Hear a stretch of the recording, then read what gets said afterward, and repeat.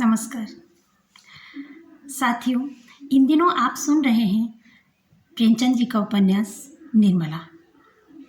आज का वीडियो शुरू करने से पहले आपसे एक ज़रूरी बात कहना चाहूँगी कि अगर आप आए हैं चैनल पर पहली बार तो प्लीज़ प्लीज़ प्लीज़ सब्सक्राइब करें, और अगर आपको वीडियो पसंद आता है तो लाइक और शेयर करना ना भूलें, और साथ ही साथ बेल आइकन ज़रूर प्रेस करें ताकि आने वाले वीडियोज़ के नोटिफिकेशंस आपको समय पर मिल जाए। तो चलिए शुरू करते हैं निर्मला का अगला भाग। यह कहकर बहादुरी के साथ रुक्मणी के कमरे के द्वार पर जाकर खड़े हो गए और कमरे को खूब देखभाल कर मूँछों पर ताव देते हुए निर्मला के पास जाकर बोले, मैं जब तक आऊँ जाऊँ। मनसाराम ने मार डाला। बेसमझ लड़का डंडा लेकर दौड़ पड़ा। सांप हमेशा भाले से मारना चाहिए, यही तो लड़कों में ऐब है। मैंने ऐसे ऐसे कितने सांप मारे हैं। सांप को खिला खिला कर मारता हूँ, कितनों ही को मुट्ठी से पकड़कर मसल दिया है। रुक्मणी ने कहा, जाओ भी, देख ली तुम्हारी मर्दानगी। मुंशी जी झेप कर बोले, अच्छा जाओ, मैं डरपोक ही सही, तुमसे कुछ इनाम तो नहीं मांग रहा हूँ। जाकर महाराज से कहो खाना खिलाए। मुंशी जी तो भोजन करने गए और निर्मला द्वार की चौखट पर खड़ी सोच रही थी, भगवान, क्या इन्हें सचमुच कोई भीषण रोग हो रहा है? क्या मेरी दशा को और भी दारुण बनाना चाहते हैं? मैं इनकी सेवा कर सकती हूँ, सम्मान कर सकती हूँ, अपना जीवन इनके चरणों पर अर्पण कर सकती हूँ, लेकिन वह नहीं कर सकती जो मेरे किए नहीं हो सकता। अवस्था का भेद मिटाना मेरे वश की बात नहीं। आखिर ये मुझसे क्या चाहते हैं? समझ गई। यह बात पहले ही नहीं समझी थी, नहीं तो इनको क्यों इतनी तपस्या करनी पड़ती, क्यों इतने स्वांग भरने पड़ते। उस दिन निर्मला का रंग ढंग बदलने लगा। उसने अपने को कर्तव्य पर मिटा देने का निश्चय कर दिया। अब तक नैराश्य के संताप में उसने कर्तव्य पर ध्यान ही न दिया था। उसके हृदय में विप्लव की ज्वाला सी दहकती रहती थी, जिसकी असह्य वेदना ने उसे संज्ञाहीन सा कर दिया था। अब उस वेदना का वेग शांत होने लगा था। उसे ज्ञात हुआ कि मेरे लिए जीवन का कोई आनंद नहीं। उसका स्वप्न देखकर क्यों इस जीवन को नष्ट करूं? संसार में सब के सब प्राणी सुख सेज पर ही तो नहीं सोते। मैं भी उन्हीं अभागों में से हूँ। मुझे भी विधाता ने दुख की गठरी ढोने के लिए चुना है। अब बोझ सर से उतर नहीं सकता। उसे फेंकना भी चाहूँ तो नहीं फेंक सकती। उस कठिन भार से चाहे आंखों में अंधेरा छा जाए, चाहे गर्दन टूटने लगे, चाहे पैर उठाना दुस्तर हो जाए, लेकिन वह गठरी ढोनी ही पड़ेगी। उम्र भर का कैदी कहाँ तक रोएगा? रोए भी तो कौन देखता है? किसे उस पर दया आती है? रोने से काम में हर्ज होने के कारण उसे और यातनाएं ही तो सहनी पड़ती हैं। दूसरे दिन वकील साहब कचहरी से आए तो देखा निर्मला की साहस्य मूर्ति अपने कमरे के द्वार पर खड़ी है। वह अनिंद्य छवि देखकर उनकी आंखें तृप्त हो गईं। आज बहुत दिनों के बाद उन्हें यह कमल खिला हुआ दिखलाई पड़ा। कमरे में एक बड़ा सा आईना दीवार पर लटका हुआ था। उस पर एक पर्दा पड़ा रहता था, आज उसका पर्दा उठा हुआ था। वकील साहब ने कमरे में कदम रखा तो शीशे पर निगाह पड़ी। अपनी सूरत साफ साफ दिखाई दी। उनके हृदय में चोट सी लग गई। दिन भर के परिश्रम से मुख की कांति मलिन हो गई थी। भांति भांति के पौष्टिक पदार्थ खाने पर भी गालों की झुर्रियाँ साफ दिखाई दे रही थी, तो कसी होने पर भी किसी मुंहजोर घोड़े की भांति बाहर निकली हुई थी। आईने के ही सामने किंतु दूसरी ओर ताकती हुई निर्मला भी खड़ी थी। दोनों सूरतों में कितना अंतर था। एक रत्न जटित विशाल भवन, दूसरा टूटा फूटा खंडहर। वह उस आईने की ओर न देख सके। अपनी यह हीनावस्था उनके लिए असह्य थी। वह आईने के सामने से हट गए। उन्हें अपनी ही सूरत से घृणा होने लगी। फिर इस रूपवती कामनी का उनसे घृणा करना कोई आश्चर्य की बात न थी। निर्मला की ओर ताकने का भी उन्हें साहस न हुआ। उसकी यह अनुपम छवि उनके हृदय में शूल बन गई थी। निर्मला ने कहा, आज इतनी देर कहाँ लगाई? दिन भर रात देखते देखते आंखें फूटी जाती थी। तोताराम ने खिड़की की ओर ताकते हुए जवाब दिया, मुकदमों के मारे दम मारने की छुट्टी नहीं मिलती।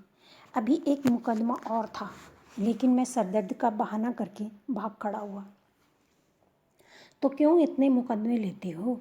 काम उतना ही करना चाहिए जितना आराम से हो सके। प्राण देकर थोड़े थोड़े ही काम किया जाता है। मत लिया करो बहुत मुकदमे। मुझे रुपयों का लालच नहीं। तुम आराम से रहोगे तो रुपए बहुत मिलेंगे। तोताराम, भाई आती हुई लक्ष्मी भी तो नहीं ठुकराई जाती। लक्ष्मी अगर रक्त और मांस की भेंट लेकर आती है तो उसका ना आना ही अच्छा। मैं धन की भूखी नहीं हूँ। इस वक्त मनसाराम भी स्कूल से लौटा। धूप में चलने के कारण मुख पर पसीने की बूंदें आई हुई थी। गोरे मुखड़े पर खून की लाली दौड़ रही थी। आंखों से ज्योति निकलती मालूम होती थी। द्वार पर खड़े होकर बोला, अम्मा जी लाइए कुछ खाने को निकालिए, जरा खेलने जाना है। निर्मला जाकर गिलास में पानी लाई और एक तश्तरी में कुछ मेवे रखकर मनसाराम को दिए। मनसाराम जब खाकर चलने लगे तो निर्मला ने पूछा, कब तक आओगे? मनसा ने कहा, कह नहीं सकता। गोरों के साथ हॉकी का मैच है। बारात यहाँ से बहुत दूर है। भाई जल्दी आना, खाना ठंडा हो जाएगा तो कहोगे मुझे भूख नहीं है। मनसाराम ने निर्मला की ओर सरल स्नेह भाव से देखा और कहा, मुझे देर हो जाए तो समझ लीजिएगा वहीं खा रहा हूँ, मेरे लिए बैठने की ज़रूरत नहीं। वह चला गया तो निर्मला बोली, पहले तो घर में आते ही न थे, मुझसे बोलते शर्माते थे। किसी चीज़ की ज़रूरत होती तो बाहर से ही मंगवा भेजती। जब से मैंने बुलाकर कहा तब से आने लगे हैं। तोताराम ने कुछ चिढ़कर कहा, यह तुम्हारे पास खाने पीने की चीज़ें मांगने क्यों आता है? दीदी से क्यों नहीं कहता? निर्मला ने यह बात प्रशंसा पाने के लोभ से कही थी। वह यह दिखाना चाहती थी कि मैं तुम्हारे लड़कों को कितना चाहती हूँ। यह कोई बनावटी प्रेम न था, उसे लड़कों से सचमुच स्नेह था। उसका चरित्र में अभी तक बाल भाव ही प्रधान था। उसमें वही उत्सुकता, वही चंचलता, वही विनोद प्रियता विद्यमान थी जो बालकों के साथ उसकी ये बाल वृत्तियाँ प्रस्फुटित होती थी।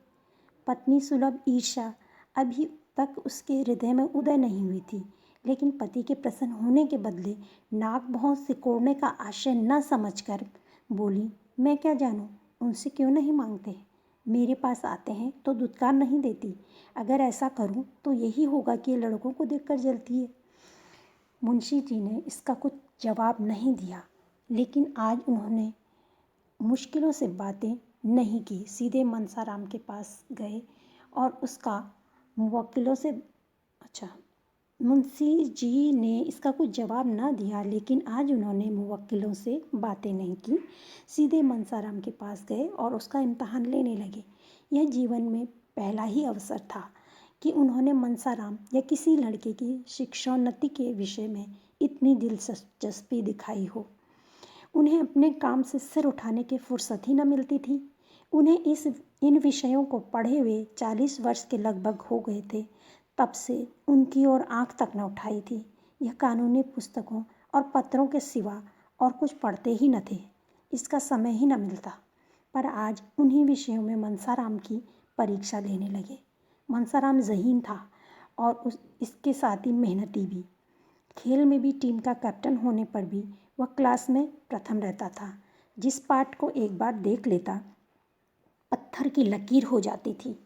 मुंशी जी को उतावली में ऐसे मार्मिक प्रश्न सूझे नहीं, जिनके उत्तर देने में चतुर लड़के को भी कुछ सोचना पड़ता, और ऊपरी प्रश्नों को मनसाराम से चुटकियों में उड़ा दिया। कोई सिपाही अपने शत्रु पर वार खाली जाते देखकर जैसे छल्ला झल्ला कर और भी तेजी से वार करता है, उसी भांति मनसाराम के जवाबों को सुन सुनकर वकील साहब भी झल्लाते थे। वह कोई ऐसा प्रश्न करना चाहते थे जिसका जवाब मनसाराम से न बन पड़े। देखना चाहते थे कि इसका कमज़ोर पहलू कहाँ है। यह देखकर अब उन्हें संतोष न हो सकता था कि वह क्या करता है। वह यह देखना चाहते थे कि यह क्या नहीं कर सकता। कोई अभ्यस्त परीक्षक मनसाराम की कमज़ोरियों को आसानी से दिखा देता, पर वकील साहब अपनी आधी शताब्दी की भूली हुई शिक्षा के आधार पर इतने सफल कैसे होते। अंत में उन्हें अपना गुस्सा उतारने के लिए कोई बहाना ना मिला तो बोली, मैं देखता हूँ तुम सारे दिन इधर उधर मटर गश्ती किया करते हो। मैं तुम्हारे चरित्र को तुम्हारी बुद्धि से बढ़कर समझता हूँ और तुम्हारा यूँ आवारा घूमना मुझे कभी गवारा नहीं हो सकता।